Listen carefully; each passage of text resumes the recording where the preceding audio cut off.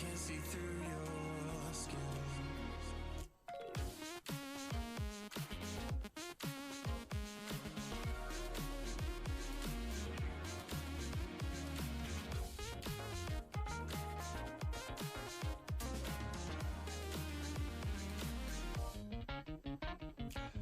I'm not your guardian.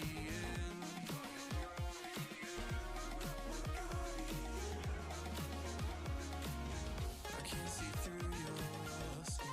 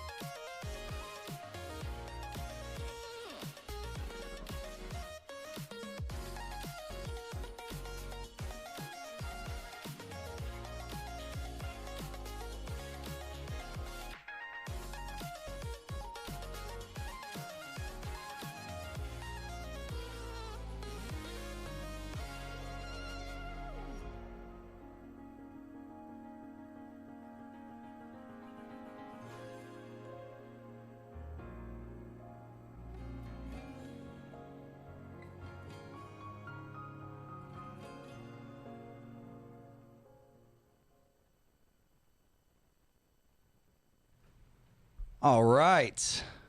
I think we're live. Welcome, guys. Welcome, welcome. Today is March 16th, 2021. How you guys doing? Lovely. Markets are at all-time highs, or at least the S&P is. Yeah, S&P Bitcoin's just had a holding new up. all-time high. Bitcoin's flirting with green, a little bit of a consolidation day after a bunch of FUD last week that we'll talk about. What else is going on in the world? We got repressive regimes all over the place. You got Myanmar cracking down on its people. You got India saying it's going to ban Bitcoin for the 1,002nd time. China just blocked Signal. No surprise there. How's everybody doing? Welcome, welcome. We are live. If you guys can hear us okay, just throw a yes or a hell yeah in the chat room. Sweet. Yeah, we're going to get to quite a few questions today. I know last week we went a little bit long and didn't get to too many questions. So for you guys that have been submitting them through the website, we appreciate that. And we're going to get to those this week. All right, let's go ahead and kick this off. Let's jump right into the charts and I guess just start with Bitcoin. I guess nobody really cares about Bitcoin anymore. Yeah. Yeah, Bitcoin's over apparently. Yeah. Yeah. Boring. Yeah, no. So last week, or actually just a few days ago, we kind of peaked up over the weekend, tagged a 61% extension, and kind of pulled back. And I actually think this is kind of the better scenario because had we just gapped and went, you can see on the CME futures that would have given us a big gap, which, as we know, over 90% of major gaps on the CME futures end up closing. So it just felt like last week, like the market sentiment was so one-sided, you know, and we've been talking about this for a while. Like everybody's bullish on Bitcoin, but last week I saw like 8 Moonboy crypto channels that were all saying the exact same thing, and I'm like, that's when you get traps in the price action. Yeah. Nice fake out breakout for everyone to muster over. Yeah. So I've actually been watching this, seeing like, okay, are we going to get another long setup? Oh, there we go. Oh, wow. We got the lights on. Hello, lights. But yeah, let's just talk about some news. What actually happened last week? So this was something that kind of spooked people. There was, 18,000 Bitcoin that was kind of flowing. And because of that, some investors and traders have this kind of knee-jerk reaction whenever you start to see, hundreds of millions or billions of dollars moving wallets. Some people look at that as like, oh my God, there's a whale that's about to dump on the markets. And turns out, this isn't definitively FUD. But one thing that I've actually said over and over the past few years is that, you could have one market participant, one trader, like Satoshi could wake up and be like, you know what, I'm going to dump $1 billion worth of Bitcoin on the markets. And that could completely change our trade thesis, right? If we have a long intact, one person could do something that changes that. And you have to understand that in the markets, that's always, a possibility, right? So it's just funny to see that, yes, like some traders and investors, when they see big moves like this, they will have that kind of knee-jerk emotional reaction, trying to, I guess, like front run the order flow. Would you say that it was really a dump? Well, that's the funny thing, right? Like what do we consider a dump? Like a little pullback, a lot of people freak out. Yeah. Sometimes a 30 to 40% pullback is healthy, right? Yeah, I mean, in Bitcoin, that's like normal. Yeah. It's like healthy correction. Yeah. Or healthy. I don't know if I'd call it a dump. Right. But I mean, I guess, they got to get views somehow, right? Yeah. Everyone wants to like sensationalize price movements in the market. Yeah. But I look at that and I'm like, did it really dump? Right. Well, and the other thing that was causing some FUD was, the Indian government came out, and I don't really know. I still today don't know what they really said. I listened to a clip from their finance minister, and it was basically just bullshit government corporate double speak. It wasn't like, oh, we're definitively banning this or we're getting behind it. And I couldn't tell. It was like, is this a bellwether for them to actually start to really ban it? Or is this them just kind of weaseling their way through the situation? I couldn't tell. But at the end of the day, it doesn't matter. If anything, if India bans it, it's going to be bullish for short-term price action because people in India are really good at having a black market for currencies. It's been that way with their own currency for a long, long time now. So yeah, I'm not really worried about any of this stuff that kind of freaked people out over the weekend. It's just another day in crypto. I remember back in 2017 when Bitcoin was back here, when it was just breaking the all-time high of 1,000, we actually had a lot of FUD where China was like banning Bitcoin through here and, saying, oh, whatever China says, right? They banned it 450 times. And, of course, the market gets spooked. And this one you could see was actually a much larger price percentage pullback. Like that was over 35%. So I think the little pullback that we saw over the past couple of days is really not that big of a deal. And I'm not really that worried about it. Yeah, in the grand scheme of things, I mean, it doesn't look like concerning price action at all to me. Yeah. If it breaks down below, I don't know, that 45K level, then that could be a sign that the trend might start to change. Yeah. Price structure would shift at that point, but so far everything's it's intact. Mm-hmm. And it's interesting, like the last quarter of 2020 and then early 2021, we had a bunch of altcoin breakouts and setups and momentum plays. And really over the past month, things have started to kind of consolidate and slow down a little bit, which I think is just super healthy. If we look at total 2, so this is the total crypto market cap excluding Bitcoin. So, it leans heavier into the large caps like Ethereum, but you can see, we're basically flat from, mid-February.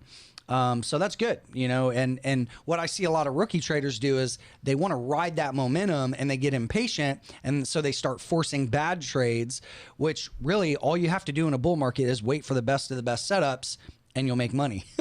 It's the people that overtrade or get impatient and say, I want to trade today. Well, guess what? The market doesn't give a damn about you. It doesn't care about your timeline. It doesn't care about your goals and your aspirations.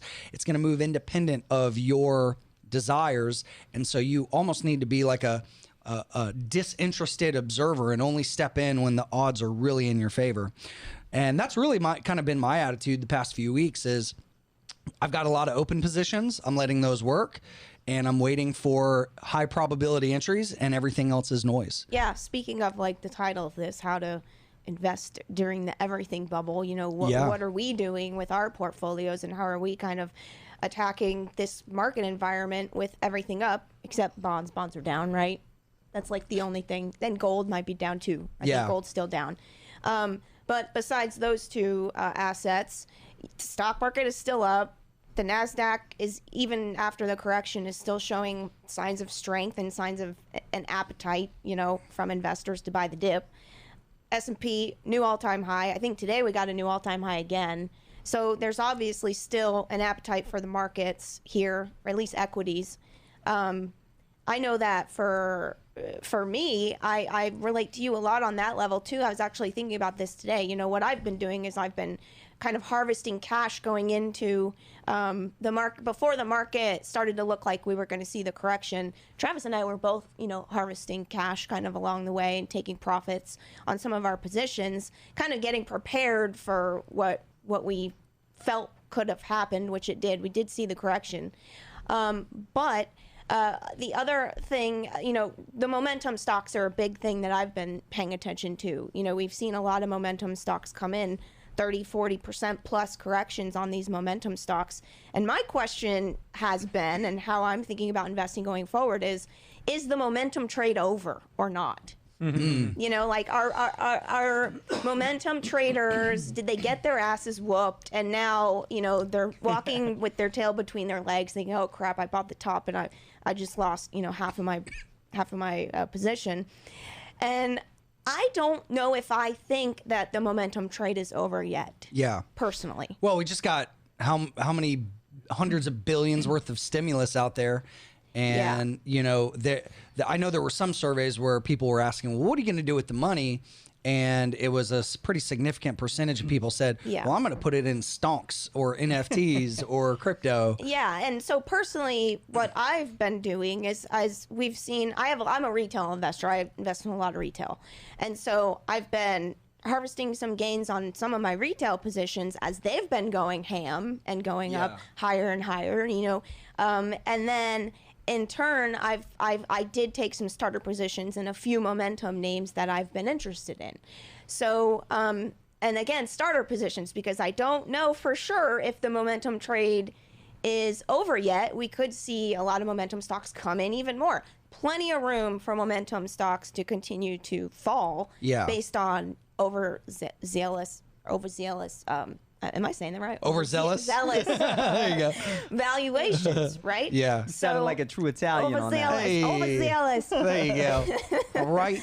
All right. No. So, yeah, that's kind of how I've been approaching things, harvesting gains in some of my retail names, moving into some of the momentum stocks carefully, cautiously. Yeah. With preparation to be able to add. And obviously, there are the other thing, what you were saying earlier, is how you wait for the best setups. You're being patient, right? You have positions on, but you're going to wait for the best thing. You're not just going to go swinging and take trades that you don't really, are in your A trades, right? Yeah. And, that's still something that I truly believe in. And going from 2020, where 2020 was such a hard-hitting year, we were making so many trades and investing so much because there were so many opportunities everywhere. Yep. And, you kind of have to pull back from that and be like, okay, 2021 may not be a 2020.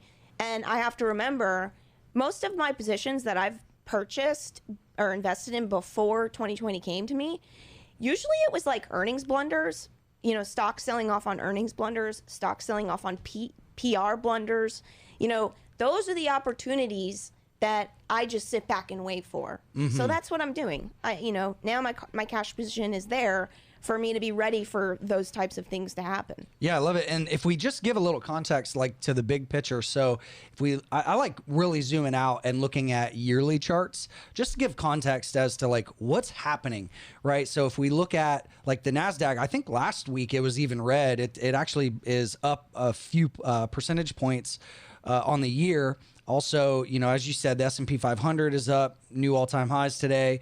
Bitcoin obviously is up almost 100%, and then gold is kind of the laggard. Sorry, Peter Schiff. But we are kind of in this everything bubble. And I forgot to pull the chart up, but I sent Travis the other day this image of what was it? It's the back of a real estate newspaper where it showed listings, and now how they're advertising is not active listings. Active listings, what's that? Like, houses don't sit on the market. What they're advertising now is how much it sold for over listing price. So 100,000 over listing, 400,000 over listing, 50,000 over listing. Do you want to get more than you're asking for your home? Then list with us. That's basically what they're saying. And I just roll my eyes at that shit because I've seen this before. I was in the real estate game during the last boom and bust. I know how this ends. But, so here we are. Stocks are up, crypto's up, real estate's up. Like, how do we manage risk and make money and find opportunity when we're in this kind of everything bubble? Trav, what is the golden answer? Right answers only. Right answers only, yes. YOLO Tesla calls. No, I'm just kidding. I'm kidding. I've been a little bit reflective today because today is the exact 1 year anniversary of the low in the S&P 500 index from the coronavirus sell-off. Oh, yes. So we have gone in 1 year from panic lows to all-time highs again in 1 year. Isn't that something? Yeah. And I find that interesting because it kind of goes to show you, like, we think, especially when we're in the markets day to day, every other day, every week feels like there's action, there's stuff happening, and there is. There's corporate news and real things happening, but there's like this perspective you have when you zoom out and you're like, a year is not that long. And look how different the market action is, and look how different the market sentiment is. And so I also like to think about, when you talk about risk, okay, so what should I be thinking about here as we rip to all-time highs and as maybe the momentum trade comes back? And part of that is protect capital, because there's going to be situations where the market's caught off guard again and we have a severe sell-off. And if you're fully invested, YOLO leveraged at all-time highs, you could get caught with your pants down when there's a significant event that affects the market negatively again. And no matter what, even within an everything bubble that we've basically been in for a decade, there's going to be these local opportunities at certain times. And so for me, it's really, like you said, Nikki, about sticking to the process, trying to continue to find the higher reward to risk setups and not chase, because it's super easy. Like, I'm finding way less opportunities now than I was, 6 months ago, and certainly 12 months ago. But then it's all about being disciplined to not take too many trades that are mediocre. Yeah. So it's like trying to wait longer and longer for the fat pitch now. It's like frustrating because I'll spend more and more time not making trades, but that's exactly when you actually do need to be disciplined. Yeah. Yeah, we've also got some questions that came in this week from the community and people that were going through the boot camp saying, like, I know you guys talk about discipline and patience all the time, but like, I find myself struggling with that. How do you do it? And I think we talked about this either last week or a couple weeks ago, but for me, it boils down to the truth, which is, you don't have to make money every day, week, month, or even year in the markets to make a life-changing amount of money, right? Like, what is your goal as an investor? It's to get wealthy, right? Like, let's not be shy about that. It's to make a lot of money and improve your quality of life and for those around you and whatever, good you want to do in the world, right? To achieve that, you don't have to be in here hyper in and out of trades.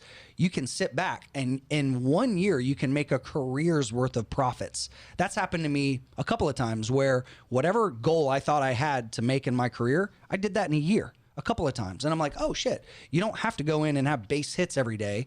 You can wait for those really juicy moments and make a lot of money in a short period of time when everything lines up, right? It's not like a smooth curve and equal opportunities over time. That's just not how the markets work. And the problem that I see that new people have in the markets is obviously impatience. And what that leads them to do is overtrade when they shouldn't, and then lose focus or give up during the slow preparation times. But that's when you really, like you said, Trav, like that's when you should be focused and doing the work, is during those times where it's either the winter season or it's a little bit dry. But that's where you're preparing to be able to make the money when they do come along. Whereas if you give up or if you lose focus when things are slow, you're going to miss the opportunity when it does come. So that's kind of how I think about it. How do you guys think of that? Exactly. And I've found, I've gone from being a day trader, to moving into, swing trading and now longer term investing. And what I've found over the years is that you make more money as a patient, longer term investor and wait for those big fat swings or pitches. Sorry. Yeah. Swing at the fat pitches, right? Like, as you say. And so many positions that I waited patiently and I was able to get a company at a great valuation, tons of opportunity ahead of it, on some crazy like stupid panic or PR blunder or whatever that happened.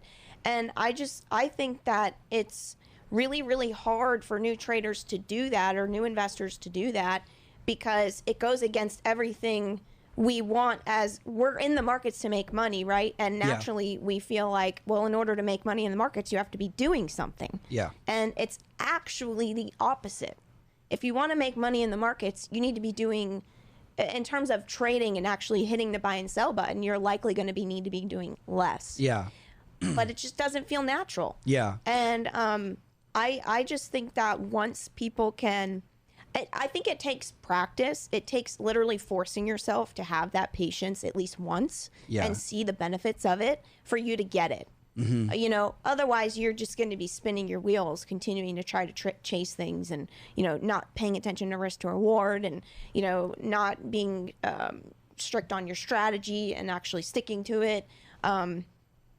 I don't know. That's kind of what I've found, is like, until you let it happen and sit on your hands and like let something happen that way, it's hard to see the benefit, like passing up a bad trade. And, yes. Yeah. One thing I also tell people is like, and again, like, I don't want people to just try to copy how I trade, because maybe that works for somebody. Maybe it doesn't fit their personality and risk tolerance. But for me, I only place trades, meaning like get a fill on a buy or sell on about 5% of days. It means 95% of the time I'm either waiting for an entry or holding open positions where I'm waiting for them to work. So trading is like hardly any, hitting buttons, and mostly analyzing and waiting, right? It's a game of waiting. And it transfers money from the impatient to the patient. Yeah. Yeah. What about you, Trev? In what sense? And I mean, how do you stay patient? Like, what do you do to like not Play video games? No, Yeah. I'm just kidding. I mean, that's actually like distract yourself. Like, No, yeah. Yeah, like, go to you the have- gym. go to the gym, go for a walk, get away from the markets, right? Yeah, Yeah. exactly. That is actually a technique, So there's just some times when I can be less focused on markets and do other things in my life and take care of other things. And so there's definitely those times. And then the markets will inevitably pull me back in when they get more volatile and opportunistic. But yeah, I mean, I think really having experience helps a lot. The more you do this, the more you can like chill out and be like, look, Exactly. I can literally go away for a couple months and come back, and there's still going to be stuff there for me to do. Yeah. So it's fine. There's always another trade. Yeah. Right. Yes. That's a great. Always a great way to put it. opportunity. Always. Like, Yeah. that has always stayed true. Yeah. There's always another opportunity that comes along eventually. Yeah. Well, I think that's a good little tangent to go on, because I think that's something a lot of people struggle with, and hopefully that's helpful for you guys. Let's jump into some questions. I know last week we weren't able to get to any of the questions from the website. Nikki, here's one for you. Mac was asking, how do I not pay taxes on my capital gains? I've been getting this question day in and day out, like over the past month. That makes sense. A lot of people have made a lot of money, and they're realizing like, oh shit, I'm going to have to pay a big tax bill. Yeah, look, here are some things to think about. Now, obviously, I only know U.S. tax law, so that's what I'm going to be speaking on. Yeah. There are not very many ways to get around paying capital gains taxes, but there are a few. Okay. One is if you own real estate, you can obviously do like a 1031 exchange to defer taxation, not necessarily not pay taxes, but people are probably thinking more so about equities or securities. And in that case, there is there's something called investing in an opportunity zone fund. And what that is have you ever heard of that? Yeah. Yeah, it's basically low-income communities, communities that need improvement, in their infrastructure, real estate. If you invest in real estate in these communities, and the IRS, outlines which areas are counties and, in each state are considered opportunity zones, you can defer your capital gains taxation, potentially eliminating it after 10 years on whatever capital gains you're rolling over into the opportunity fund. So there are some opportunities there, and I suggest talking to, a financial planner or a CPA or whatever about this specific strategy. But, there are fees that come with owning these opportunity zone funds. And the other thing is that these laws may end up sunsetting at the end of the Tax Cut and Jobs Act. So it's 2025, basically. A lot of these laws are going to end up sunsetting. Plus, who knows what the new administration is going to end up doing. Yeah. And so if that ends up sunsetting, what does that look like for these opportunity zone areas? Does the real estate decline because they're not getting the investment anymore, because people aren't deferring capital gains over to these zones? I don't know. There's definitely a lot to think about with it, but it's an option, especially if you're savvy in real estate. I know a gentleman I was talking to the other day that he's very savvy in real estate, already is investing in opportunity zones, didn't even know it. And his CPA was like, hey, did you know that this property is in an opportunity zone? So, it could be the right thing for some people. Yeah. And on the crypto side too, there are some things. And again, I'm not an attorney. I'm not a CPA. I don't know anything about taxes. So take what I say with a grain of salt. But in crypto, there are ways where you can take profit without selling. And so instead of just directly selling your Bitcoin or altcoins for fiat, there's ways you can lend and basically arbitrage out the taxes, at least in the short term. So again, I'm not going to go into detail of those strategies. Interesting. Talk to your CPA about that first, but there are things you can do to be able to get liquidity out of crypto without actually giving up total control and incurring a big Having a tax taxable loss. event, essentially. Yeah. Another thing to consider is if you're charitably inclined, you can donate securities to qualified charities. A lot of people do that. Obviously, that might not be your thing. You might want the money, but you get a tax deduction. But really, the main way to control taxes is just controlling when you sell and controlling your rate, your tax rate. Yeah. So, which by the way, Trav, I guess, so you guys were buying a lot at the lows. So you guys are either at or coming up on your year for capital gains. Have you made any adjustments or sold anything because of that? Or are you still just letting those trades work? Yeah, no, I'm taking taxes into account. Like I'm going to be selling some stuff probably later in the week and early next week. Actually, over the next 2 or 3 weeks that are now into long-term capital gains treatment that I've been waiting to sell or waiting to trim. So, yeah, that's definitely been part of my strategy here as we approach that date. Yeah. Normally, I wouldn't use that as my primary driver of when to sell.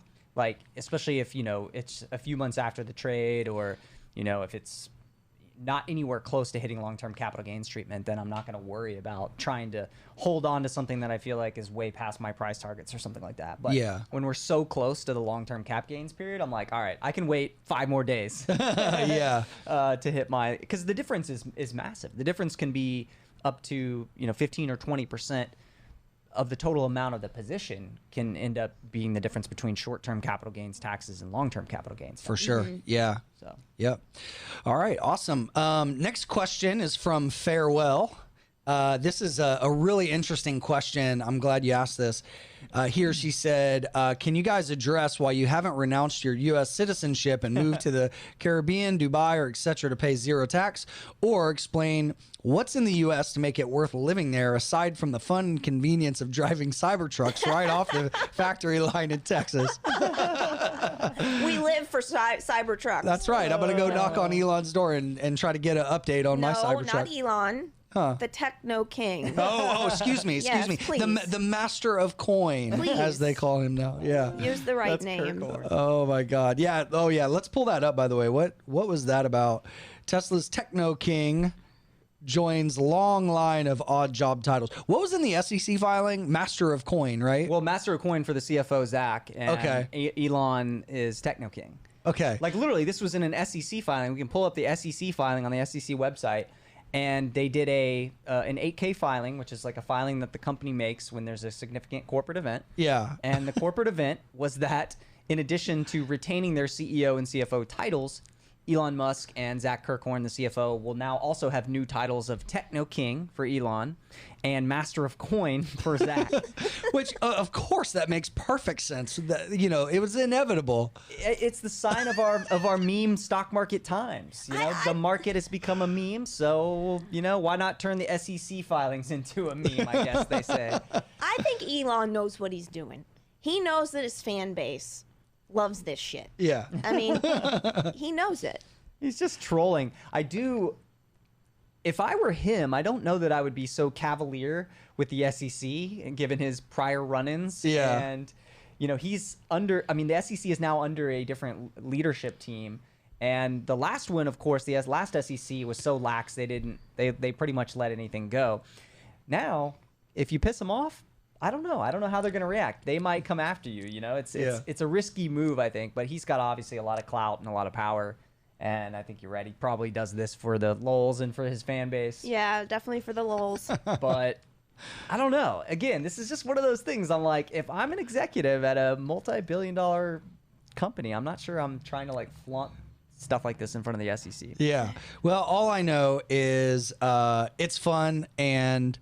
I want my Cybertruck. So that's why I haven't left the U.S. I'm waiting on my Cybertruck. Then we can get out of here. No. I mean, I think this is a great question, right? And this is a dilemma that I think a lot of U.S. crypto holders are facing is, okay, I'm making a ton of money and the U.S. has a lot of issues right now. Why am I here, right? And I know we've talked about this, and there's pros and cons to both sides. And you don't have to necessarily renounce. We have other options. You have Puerto Rico. You also have foreign earned income exclusion, Yep. which you can make up to a couple $100,000 a year. Yeah, if you're but is that married. capital gains as well? I think that's just earned income. Yeah. So And it doesn't exclude self-employment taxes. Right. So it's not a free for all, but Yeah.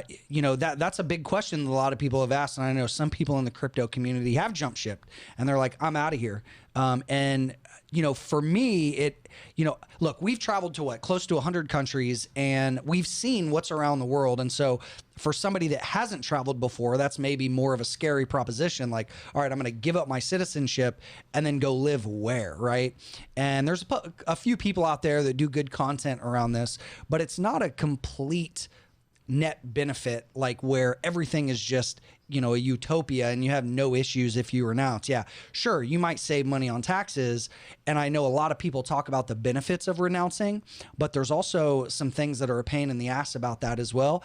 And you could have an exit tax, and, there's a lot to consider. So I don't know. What do you guys think about this? I mean, we looked into Puerto Rico at one point, and, I just found creative ways to try to get our tax bills down, Yeah. to be able to stay here. And I think that, I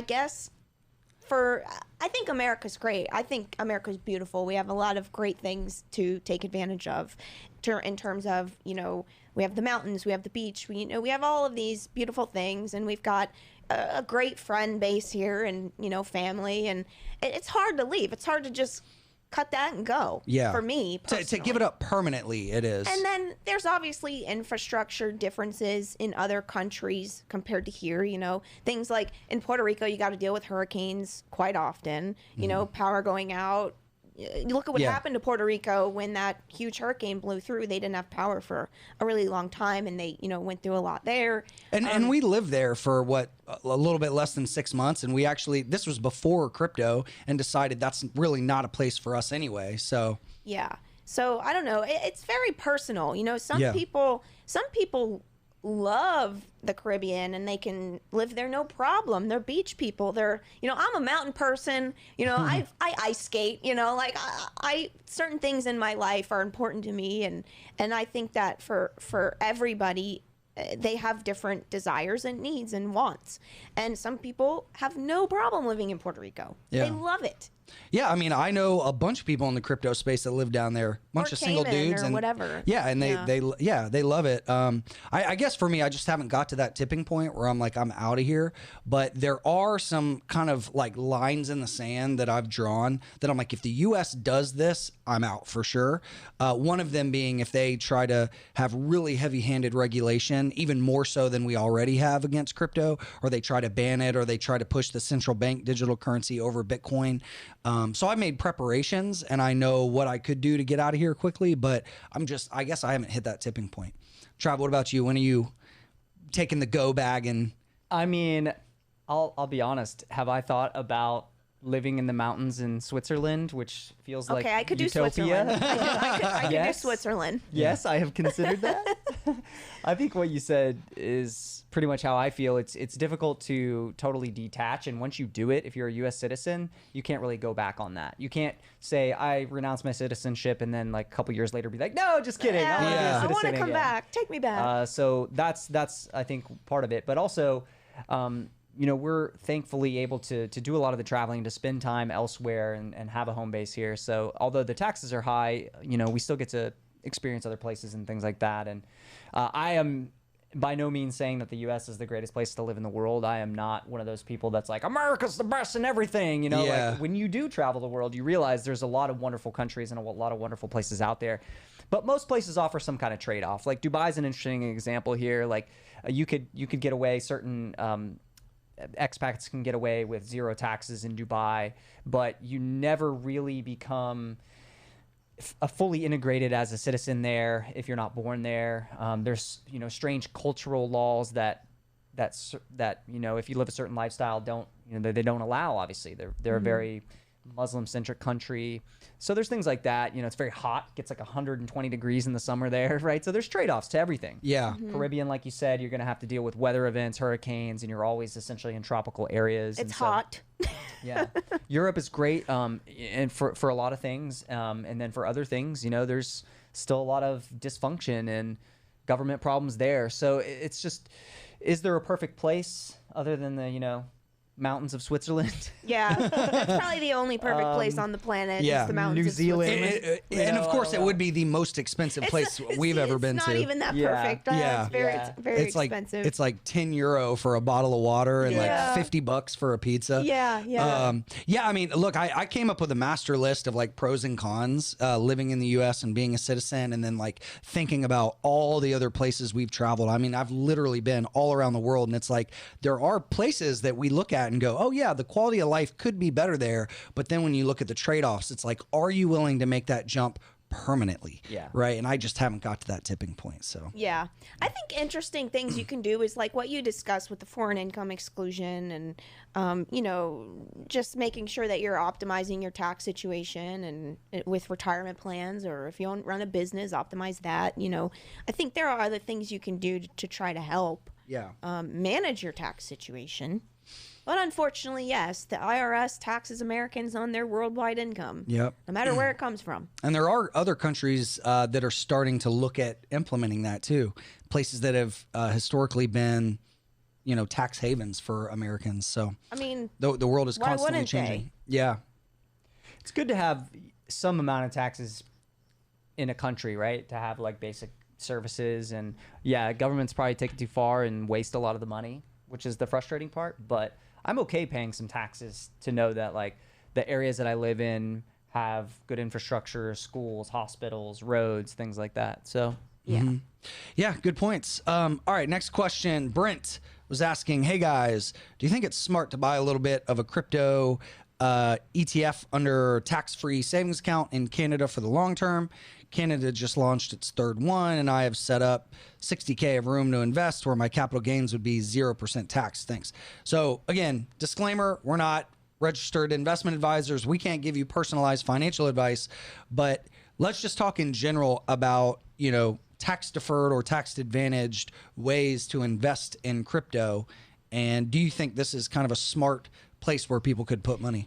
I'm assuming this is like a Roth-like type of account. Obviously, it's Canada, so I'm not as familiar with the laws there. But if it is, and it's your gains are going to be tax-free later in retirement, this can be a very smart move, because crypto, you in Roth accounts or tax-advantaged accounts like this, you want to make sure that you're utilizing assets that are going to appreciate a lot, right? Because those gains later are going to be tax-free. You don't want to put in like a treasury bond in a Roth account, and what gain are you going to get on that? Yeah. So I think that it is smart to use this for a riskier asset that may have higher reward.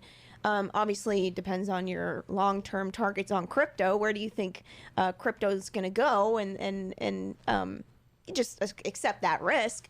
But in relation to what we've seen historically, crypto has had pretty big returns. So it could be a smart move Yeah. if you're going to be looking to deploy capital into crypto. Yeah, I know Rocky, aka Crypto Hustle, who's on our team. He's from Canada, and he's been doing this. So he's been finding different ways to trade and either defer or get a big reduction in his tax bill. Yeah, which I know he's gotten hit with a lot. Man, it would be great if the U.S. had a Bitcoin ETF, because that would do fantastic in a Roth account where you don't have you pay taxes on the gains later. Yeah, It's coming. It's coming soon. And It's coming. I so, feel it. It's I mean, happening that's this year, going to I be think. huge. Maybe 2022, but I feel like it might happen this year. Yeah, yeah, I could see that. We're going to quote you on that. Yeah. You heard it here, folks. Travis just called the SEC. We got approval pending. All right. Next question. Michael was asking one thing it would be great to cover sometime is the housing market. Will it ever correct, or are we going to see the housing prices go up and up for the next few years? Things already seem out of control given how many people are already out of work due to the situation we're in. I think that's a great question. Yeah, we talked a little bit about this last week, and I mentioned so much of the housing market can be looked at regionally, or should be looked at regionally. We talk about the housing market as if it's one big market, but it's really not. There's a lot of different markets out there. Like San Francisco's housing market is actually under pressure, whereas markets, in say Austin, Texas, are very hot. So generally, most real estate markets have been hot in the U.S. at least, or in North America in the past year or so after the initial crisis. And that's because there's so much money out there. There's a lot of people looking to shift out of cities into bigger spaces and homes in suburbia. And then also a shortage of supply in a lot of areas. Like the U.S. after the housing bust last time really underbuilt new supply of homes, and population continues to grow. And so that means less supply, more demand, and we are where we are. And now also with the stuff like the lumber prices being up so much, it is cost prohibitive in some ways to build a new build. And so the existing homes then become more valuable. So all these factors together, and then you've got your own regional specific factors in certain areas that make it really hot. So I would say I'd be surprised personally, unless there's some major world event, I'd be surprised to see a major deflation crash like we saw in 2008, only because the health of the housing market seems to be a little bit better, at least it was. We'll see how it trends from here. But I do think there could be some cooling off maybe as we start to normalize into a non-stimulus led environment, maybe going into 2022, but 2021 could still be pretty hot as people rush to try to beat the rate rise. Yep. Yeah, that's Boom. another thing. People trying to front run that. And like the difference now and in '08, it was like back then people were speculating a lot, and it was like a free for all lending, right? Like that was my first career out of high school, was in the mortgage business, and like I saw firsthand how crazy that got. And granted, I haven't been in that space in a long time, but I don't think things are nearly anywhere close to being that crazy of a lending environment where before it was like, give me your pulse and we're going to shove you in this massive house you can't afford. And like places like Miami, they were just building condos like crazy with no one to fill them. Or like you said, Trav, like nowadays it's actually a supply constraint, which was made even worse by coronavirus. And, I think it was New York Times or Wall Street Journal came out with a article that showed the charts of housing supply in some of the bigger, hotter cities, which just fell off a cliff. Somewhere down like 50, 60, 70% of available supply just got pulled and then you increase that demand. And that's why, you know, realtors here are advertising, get 100K over asking, because you got the flood from San Francisco and places. So it's very regional. And, you know, I don't know. I guess, like you said, that I don't see any signs of something that is imminently going to just cause a crash. I don't know. But if we do get a rise in interest rates, if that continues through the next year or two, and then maybe you get some stability in the lumber prices and lumber prices cool off, then maybe that starts to cool off the overall market, because we can actually get some more housing supply built. And then you can also have a little bit more expensive loans when rates rise. And so that could end up cooling it off eventually. Yeah. But in the near term, yeah, I don't know if we're going to see much of a change to the trend that we've been in. Yeah, I would agree with that, especially with, you know, more stimulus coming, and millennials can now maybe afford a down payment on a home, you know, and so that whole generation may start buying homes more than they were previously. Yeah, I think short term it's going to stay hot until rates start to rise. Yeah. Yeah. Cool. All right. Well, I know we got a few more news pieces here to go through. One thing that I thought was interesting is we're starting to see kind of a backpedaling of some of the early kind of Bitcoin haters and, you know, big billionaires and gold bugs and just different people that were highly critical. It's now kind of like we're seeing career risk of these guys not being in crypto. So Howard Marks, billionaire, you know, one of his early comments was, you know, basically like what's the intrinsic value of Bitcoin? And, you know, it was an unfounded fad. And now he's saying, you know, that was a knee-jerk reaction. So it is good to see a lot of these guys backpedaling. And I mean, the writing was on the wall for a long time. We called for this, but it's just good to see that kind of continue through now. And then also, you know, back to Papa, what do you call him? Techno King. There you go. You know, he's even jumping on the NFT craze. He's selling his own NFT now. And my question is that what that says? Yeah. Hodl? Yeah. He put a song to it, and I guess now it's bid above $1 million. So yeah, this is definitely a sign of the times. Should I make an NFT? I mean, absolutely. Can like anybody just make an NFT and make $1 million? Yeah, it's easy. Yeah, you just create one and guaranteed million minimum. Yeah, no, I mean this is definitely what I love about the NFT space is it's pulling fresh blood in, right? Like people that had ignored Bitcoin for a long time because of insert whatever reason. They're jumping on this fad. And Trav, I think you sent me a picture of, what was it, like a trading card store, and now like all the shelves are empty of trading cards. Yeah. So that's definitely a sign of where we are in the like market right cycle. now. Mm-hmm. Yeah. People are YOLOing into trading cards. It was a picture from, I think, Target or somewhere that had like a pretty good sized shelf of basketball cards, baseball cards, football cards, new packs, and they were completely gone. It was completely empty, like just empty boxes. Yeah. With no packs of cards. And I thought that was interesting. Because of the NFT movement or the Top Shots thing? That's part of it, but just how that has also contributed to just a really hot collectibles market overall. Got it. And now all the videos with people opening Pokemon cards and trading cards have started rising in price. And so now it's just all contributing to this collectibles boom. Are POG prices going up? That would be interesting. Man, I haven't seen that. If that came back, that would be dope because I still have a lot of old Pogs. Yeah, for anybody that doesn't know, Pogs were the things that you would like slap with a slammer and they would flip. It was basically like alley like dice games for little kids back in the 90s. They looked like poker chips. Yeah. What? And we just those slammed them around. disappeared. Yeah. But yeah, I don't know. I mean, I think that's a sign of the times. Another thing that's a sign of the times is impersonators are definitely stepping up their game. So the Texas securities regulator just came out and basically is warning people against like Binance impersonators. You know, you have all these like people that are obviously like impersonating people like us, right? Like there's probably 5 Chris Dunns on social media having conversations with people right now. They comment on your own YouTube videos. I'm like, what and they talk to each other, right? Come on. I mean, thankfully, we're not the only people this is happening to anymore. Like when this first started happening back in 2016, I'm like, what is this? You know, this sucks because I'm like one of the only people getting impersonated. Now it's happening to people in like makeup literally spaces and everybody. Yeah. So watch out, people. Yeah. Know who you're following. Yeah, but this is just another scam where they're basically making guarantees where they're like, look, invest in our gold plan and you'll get a guaranteed 30 to 40% returns, right? All you got to do is put your money in and there's no risk to the downside, right? So anytime, and most people know this, but just as a general rule, if you see something out there that sounds too good to be true, it probably is.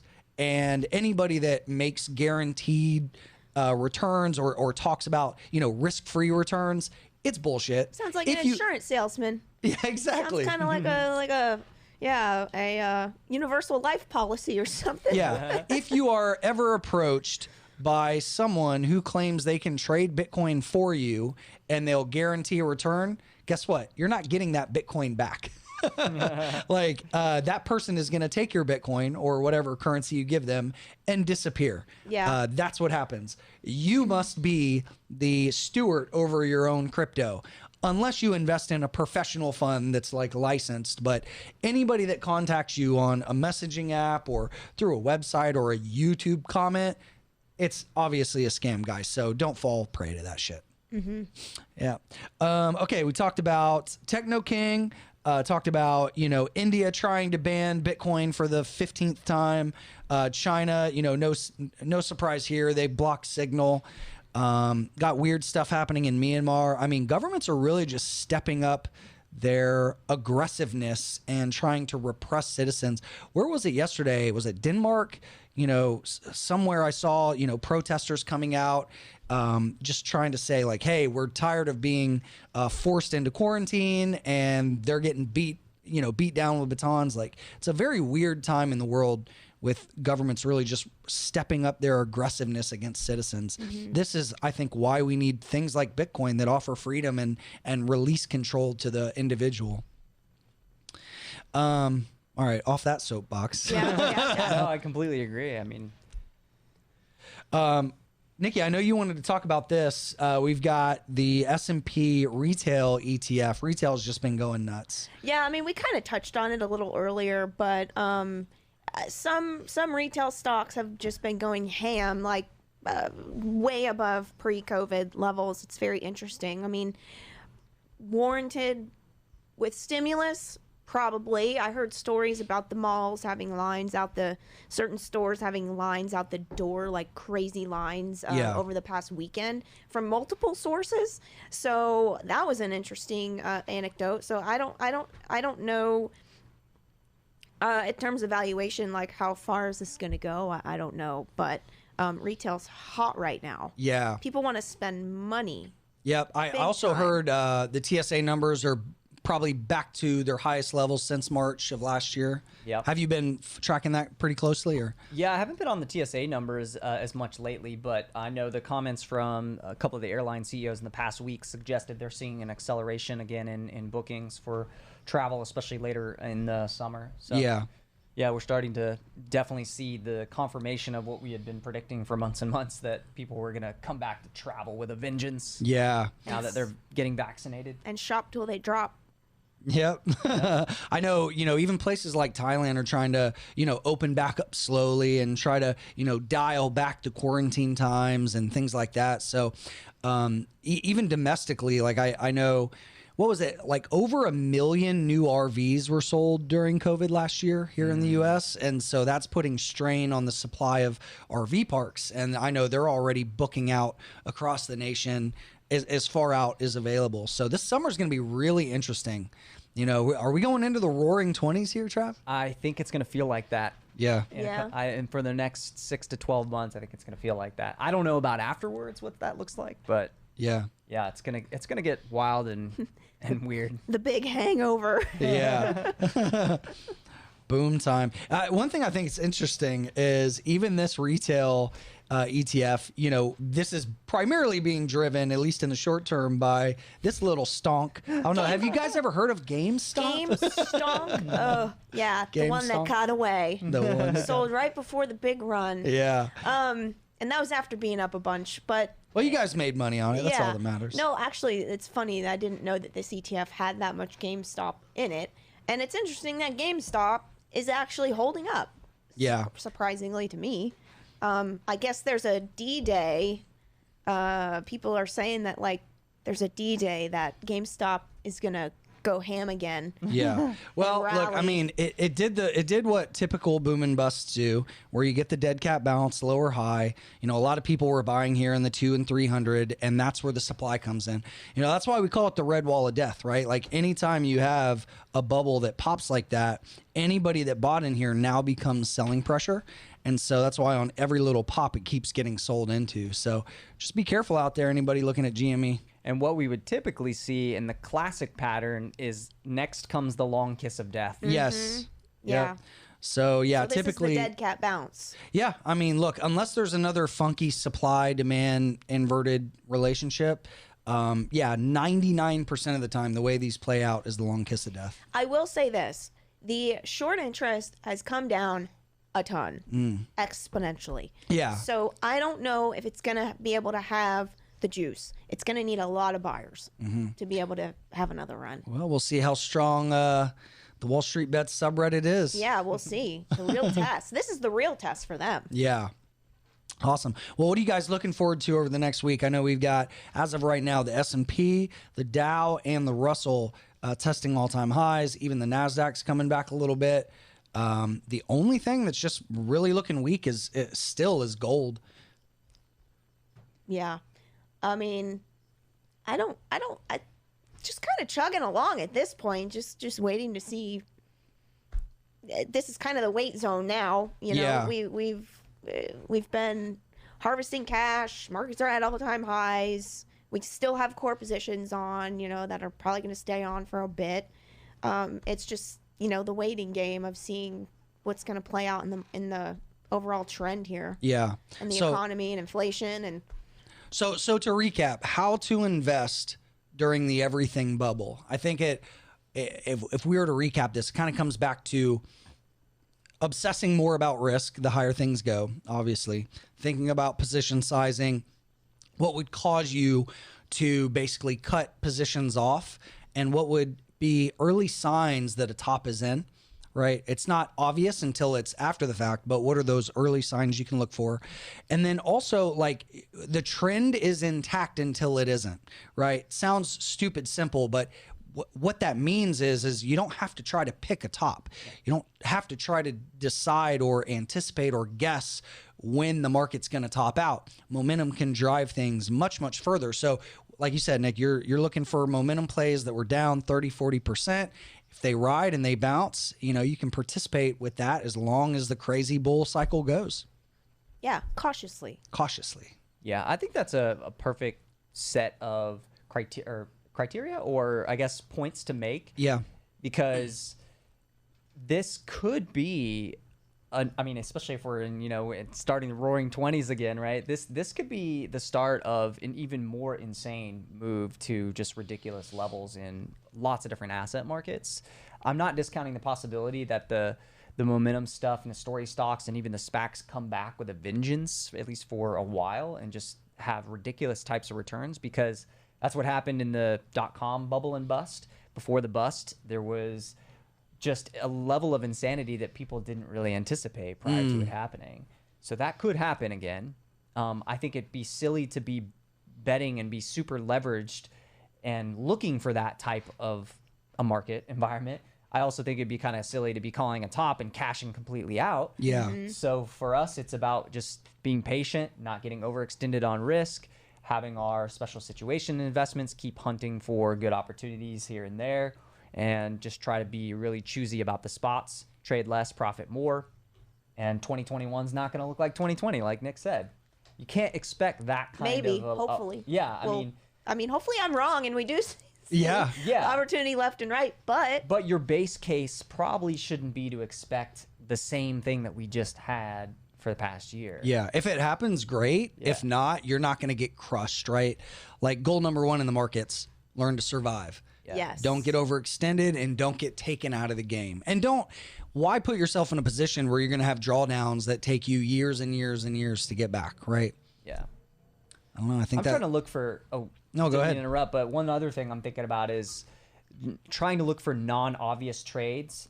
Everyone seems to get into like the same obvious trades when we get in market environments that are strong. Like everyone piles into GME after it's already up, several thousand %. Everyone will pile into Bitcoin and when it's parabolic. Yep. Everyone's going to be looking at the obvious stuff. So I'm trying to look at the non-obvious stuff and find, like I said, special situations where there could be something in the next 6 months that causes it to double or triple, or it's an overlooked play. I mean, think about everyone has been playing these reopening trades and the travel stocks, and all those stocks are already up so much, they're already kind of pricing in what we know is likely to happen. Yeah. And so why not hunt in more fertile grounds to bet on this continuing after a lot of these stocks have already priced in what we think is going to happen fundamentally? Why not go elsewhere and try to look for some more hidden opportunities? Yeah, just like we see in Bitcoin, the best times historically to buy are in the depths of bear markets where everybody's calling for the death of it, right? That's when you get the biggest upside. Stocks are the same, like going back and using kind of the coronavirus panic in the stock market. This is where you guys got into a lot of positions. The best time to buy airlines was in March, April, and May of last year when it was looking like airlines were all going to go bankrupt, right? And then, you can see as of today, I mean, they've rebounded off of the lows. At least Delta is up, almost 200% off of the lows, right? So investing is about anticipating the future moves of market participants, not saying, okay, everybody's in agreement, let's ape into this stuff together. Right. It's about doing what's unpopular, what's uncomfortable, and what seems crazy at the time. That's where you make life-changing gains. Yeah. And a lot of people are probably thinking, oh, I need to jump into travel stocks. I need to jump into retail. They're hot. Yeah. But like Travis said, a lot of the future recovery is being priced into a lot of these stocks. And you had to have, the foresight way in advance to be able to really have good risk to reward here. Yeah. The risk to reward going forward on a lot of these names, it's just not that great. Yeah. So what's beat to death right now that might be a good bounce play, or is everything up? I still think there's quite a bit of opportunity in like non-North American markets, stock markets, that is, on the stock side. So I'm going to be trying to spend some more time elsewhere outside the U.S. I think that's one area that could be interesting. Energy is still, you could argue, there's some opportunities there where a lot of the stocks are still underpriced if you believe 60 plus oil is the new norm going forward. Yeah. So there's still some values in that sector because that was a really beat up sector. A lot of investors are still pretty burned by it. So people have been cautious in terms of getting back in. So that could be an area that is potentially interesting. You got to really pick your spots though, because energy is full of a lot of bad businesses. But, Yeah. But potentially there. I don't know. It's a great question. We should talk about this more over the next few We Talk Money episodes and talk about maybe where some of those non-obvious trades might be lurking. Yeah.